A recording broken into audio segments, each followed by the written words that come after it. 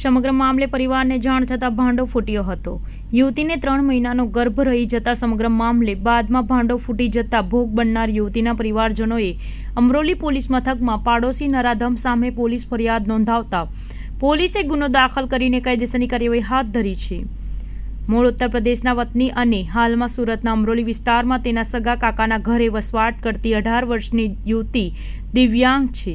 તે કશું બોલી પણ શકતી નથી અને સાંભળી પણ શકતી નથી। આ તકનો લાભ લઈને અમરોલી છાપરાભાઠા રોડ પર વસવાટ કરતા પ્રદીપ ધર્મરાજ પટેલે ઉઠાવ્યો હતો।